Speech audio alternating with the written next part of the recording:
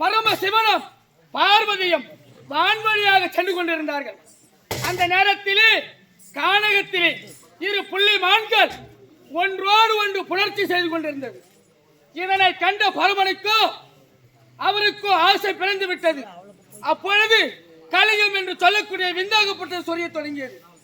இந்த கலிகம் பாராக பிரபஞ்சத்திலே விழுந்து விட்டால் இந்த உலகமே அழிந்துவிடும் என்பதனால் வாயு தேவனை அழைத்து அவர் மூலியமாக அஞ்சனா தேவிடத்திலே சேர்த்தார்கள். அஞ்சனா தேவியோ அல்லும் பகலும் 60 நாழிகையும் மனதார சிவனையே சுழித்து வந்திருந்தார்கள். அப்படி அஞ்சனா தேவி கருவிலை தரித்து நான் பிறந்தேன் கேசரிக்கும் அஞ்சனா தேவிக்கு பிறந்து சிறு குழந்தையாக இருக்கும் பொழுது தாயே எனக்கு பசி அதிகமாக இருக்கிறது என்று உரைத்தேன். அப்பொழுது கானகத்தை அழைத்து சென்று இங்கு இருக்கின்ற சிவந்த நிற கனிகளை எல்லாம் நீ அருந்தலாம் என்று உரைத்தார்கள். அப்பொழுது என் பசி ஆறுவதற்காக அங்கு இருந்த சிவந்த நிற கனிகளை எல்லாம் அருந்தினேன். ஆனால் என் பசி அடங்கவில்லை. சற்று நிமிர்ந்து பார்த்தால் அதிகாலையிலே சக்க சிவேன சூரியனோ இருந்தார். ஆஹா, அதுவோ தெரிகிற சிவந்ததோர் கனி என்று அந்த கனியை புசிக்கலாம் என்று மறந்தேன். அந்த சூரியனையை விழுங்கிவிட்டேன்.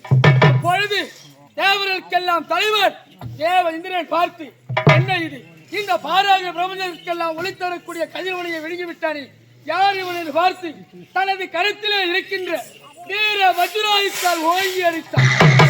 அப்பொழுது அங்கிருந்தே கீழே விழுந்த மரண மூர்ச்சடைந்தேன். இதனால் வாயு தேவனின் அம்சத்தினால் பிறந்தனால் வாயு புத்திரன் என்று அழைப்பார்கள். இதை கண்ட வாயு தேவன், என்ன இது, என்னுடைய அம்சத்திலே பிறந்த இந்த ஆஞ்சநேயனுக்கு இப்பேற்பட்ட நிலை வர காரணம் யார் என்று அறிவனார். ஆகையால் பஞ்சபூதங்களிலே வாயு தேவன் காற்று அனைத்து உயிரினங்களும் சுவாசிக்கக்கூடிய காற்றை விடுவிப்பவர்.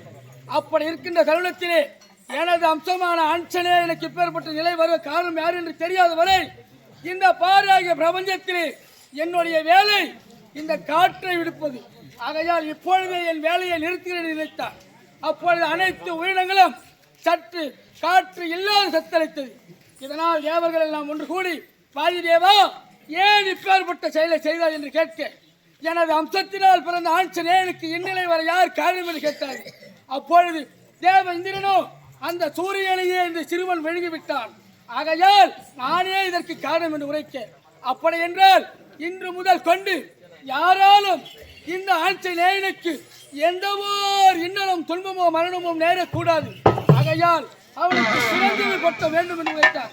அப்பொழுது தேவர்கள் எல்லாம் ஒன்று கூடி சிரஞ்சீவி என்று பட்டம் கொடுத்தார். தேவர்களின் வார்த்தை கிணங்க என்னுடைய வாயினால் விழுங்கிய அந்த சூரியனை என்னுடைய ஆசன வாயினால் கக்கினேன்.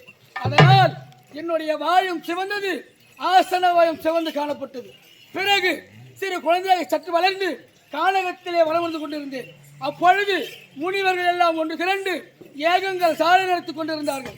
இதை கண்டு நான் அந்த ஏகங்களை கலைத்தேன், மரம் செடி கொடிகளை உடைத்தேன். இதனால் கோபம் கொண்ட முனிவர்கள், அடே சிறுவனே, உனக்கு இந்த சின்னஞ்சிறு வயதிலே பேர்பட்ட வீரமும் பலமும் இருக்கின்றது. இதை வைத்துக் கொண்டு நீ இப்படி இருந்தால் நீ என்னென்ன அக்கிரமங்கள் செய்வாயோ என நினைத்து, அடா சிறுவனே, உன்னுடைய பலம் உன்னுடைய வீரம் அனைத்தும் நீ மறந்து போவாய் கடவுளே என்று சாபத்தை கொடுத்தார்கள். சாமி, ஏதோ அறியாதவன் தெரியாதவன் சிறியவன் தெரியாமல் ஏதோ பிழை செய்து விட்டேன். என்னுடைய வீரமும் பலமும் மீண்டும் எனக்கு பெற வேண்டும் என்று வைத்தேன். ஆனால் இன்றைய தருணத்திலே போடு உனக்கு இந்த வீரமோ பலமோ வராது. ஒரு நேரத்திலே உனக்கு தேவைப்படும் நேரத்திலே மற்றொருவர் உன்னுடைய பலத்தை ஞாபகப்படுத்தும் பொழுது நீ இழந்த அனைத்து சக்திகளும் ஒன்றாக இடத்திலே வந்து சேரும் என்று உரைத்தார்கள். பிறகு அந்த சூரிய தேவனையே குருவாக ஏற்று அனைத்து கலைகளையும் கற்றுணர்ந்தேன். அப்படி இருக்கின்ற நேரத்திலே ஒரு நேரத்தில் எனது தாய், மகனே ஆஞ்சநேயா, நீ இப்பொழுது சிறு குழந்தையாக இருக்கின்றாய். நீ வளரும் நேரத்திலே உன்னை யார் வந்து குண்டலதிபா என்று அழைக்கிறார்களோ அவர்களுக்கு தஞ்சம் புகுந்து அவர்களுக்கு சேவகனாகவே இருக்க வேண்டும் என்று உரைத்தார். அப்படி இருக்கின்ற நேரத்திலே ஒரு நேரத்திலே கிஷ்கிந்தையிலே வாலிக்கும் சுக்ரீவனுக்கும் சண்டை ஏற்பட்டு அந்த வாலிக்கு பயந்து நானும் சுக்ரீவனும் மனோமாமுனிவருக்கு சாபத்தினால் அந்த ரிஷிமுக பருவத்திலே இருந்தோம். அப்படி இருக்கின்ற நேரத்திலே இருவர் அந்த ரிஷிமுக பருவத்தை நாடி வந்திருந்தார்கள். அப்பொழுது சுக்ரீவனும், ஆஞ்சநேயா, எனது அண்ணன் இந்த மலை மீது பாதப்பட்டால் அவருடைய சிரசு 1000 சுக்களாக போகும் என்று சாபத்தை பெற்றிருக்கின்றார். அவர் வர முடியாத காரணத்தினால் யாரோ இருவரை அனுப்புகிறார்கள். அவர்கள் நம்மை கொன்று விடுவார்கள் என பயந்தார்கள். ஐயா, சிறு தலைவரே, நீங்கள் அஞ்ச வேண்டாம். இப்பொழுதே இந்த உருவத்தை மாற்றி சிறு பிராமணனாக சென்று அது யார் என்று கண்டு வருகிறேன் என்று உரைத்து பிறகு வந்த பொழுது இருவரும் வந்து கொண்டிருந்தார்கள். யார் அவர்கள்? அவர்களால் ஸ்ரீராமச்சந்திரனும் இளையவ லக்ஷ்மணரும் வந்திருந்தார்கள்.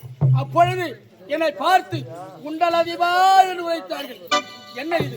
ஒரு நேரத்தில் நம்ம தாய் உரைத்தார்களே, யார் உன்னை குண்டலதிபா என்று உரைக்கிறார்களோ அவர்களுக்கு தஞ்சம் புகுந்து சேவை செய்ய வேண்டும் என்று உரைத்தார்கள் என்று. சுவாமி, நான் தான் வீர ஆஞ்சநேயன் என்று உரைத்தேன். ஆனால் ஆஞ்சநேயன் என்றால் விஸ்வரூபம் எடுக்க வேண்டுமே, நீ இவ்வளவு சிறிய உருவமாக இருக்கிறாய் உரைத்தார்கள். அவர்களுக்கு எனது விஸ்வரூபத்தை எடுத்து காட்டினேன். அப்பொழுது தாங்கள் யார் என்று கேட்க, நான் தான் ஸ்ரீராமச்சந்திரன் என்று உரைத்தார். அந்நாள் முதல் அவரிடத்திலே சேவகனாக பாவம் புகுந்து தஞ்சம் புகுந்து சேவை செய்து வந்தேன். அப்படி ஒரு நேரத்திலே சீதா தேவியை ராவணேஸ்வரன் சிறை சென்று இருக்கும் பொழுது அப்பொழுது தத்தளித்துக் கொண்டிருக்கும் நேரத்திலே எனது சக்தியை வயதிலே முறிந்தவர் ஜாம்புவேந்திர சக்தியை ஞாபகப்படுத்த எனது பலத்தினால் சீதா தேவி சிறை சென்றதை மீட்டு என் சுவாமி ஸ்ரீராமச்சந்திரன் ஒப்படைக்கும் வரையிலே அவருடைய உறுதுணையாக இருந்தேன். இன்றைய தினத்திலே இந்த வானவராயன் கோட்டையிலே புண்ணிய மரத்திற்கு 7வது வாயற்படியிலே காவலாக இருக்கின்றேன். யார் வருகிறார்கள், என்ன நடக்கும்?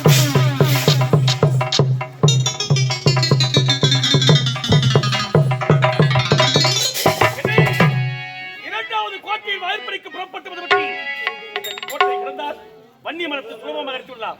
புறப்படையின் கோட்டை விட்டு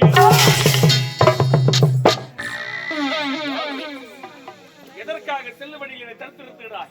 ஆனா சிறுவனே, என்னை பார்த்து யார் என்று கேட்கின்றாயே? நீ யார்? எதற்காக இங்கு வந்தாய்? என்ன காரணம்? இந்த மாணவராயன் கோட்டைக்குள் இருக்கக்கூடிய வன்னிய மரத்தை எடுத்து செல்வதற்காக வந்திருக்கிறேன். என்ன இது? நான் காவல் காக்க வந்த வன்னிய மரத்தை களவாட வந்த கயவனா? அடா முருகனே, நீ வந்தது தவறு என்று பாதத்தில் பணிந்து விட்டால் உனக்கு உயிர் பிச்சை தருகிறேன். அந்த வழியை திரும்பி பார்க்காமல் ஓடிவிடு. வந்தது தவறு என்று எண்ணி உண்மை தக்கால பின்வைக்க மாட்டான் கல்வி காத்தார் வந்துவிட்டி இந்த வன்னிய மரத்தை எடுத்து செல்லாமல் இந்த கோட்டை விட்டு என்னால் வெளியே செல்லவே முடியாது. அப்படி என்றால் என்னுடனே சம செய்து என்னிடத்திலே நீ வெற்றி பெற்றால் பிறகு பார்க்கலாம் வன்னிய மரம் உனக்கு கிடைக்குமா கிடைக்காதா என்பது. அப்படியா? ஆமா, உன்னோடு நான் சமர் செய்வேன். ஆமா. என்னடா பிடி வாதியம் பேசுகிறேன்.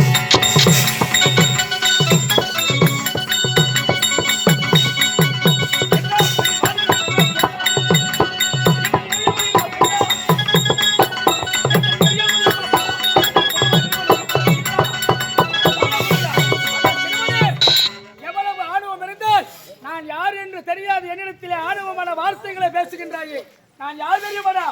நான் தானடா உன்னை கொல்ல வந்த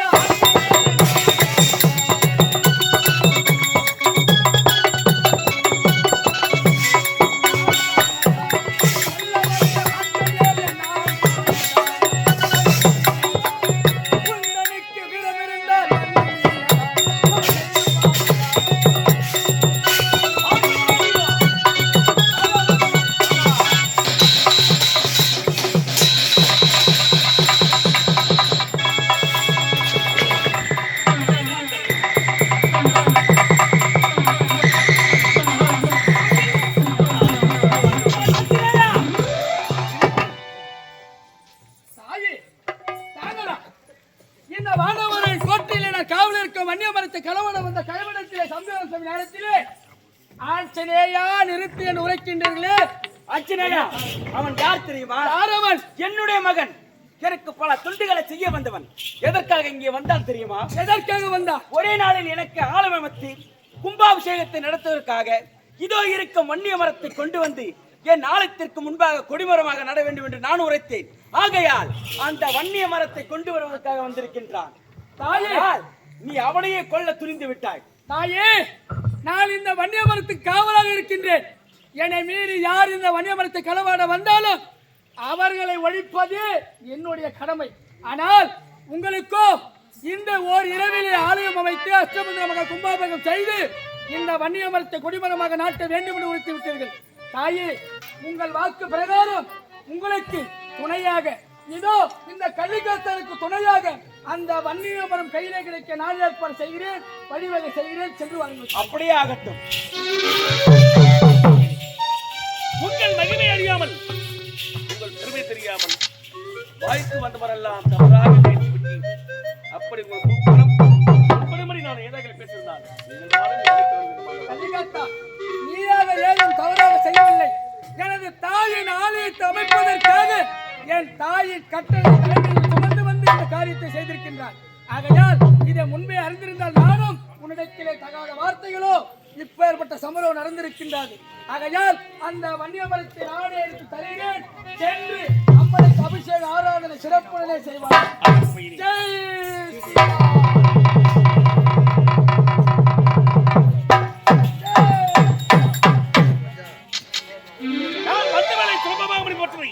எனக்காக இந்த வன்னிய மரத்தை பரிசாக கொடுத்திருக்கிறேன். இப்பொழுது கள்ளிக்காட்டிற்கு சென்று ஆலயம் அமைத்து மகா கும்பாபிஷேகத்தை செய்வது உங்களுடைய கடமை. சென்று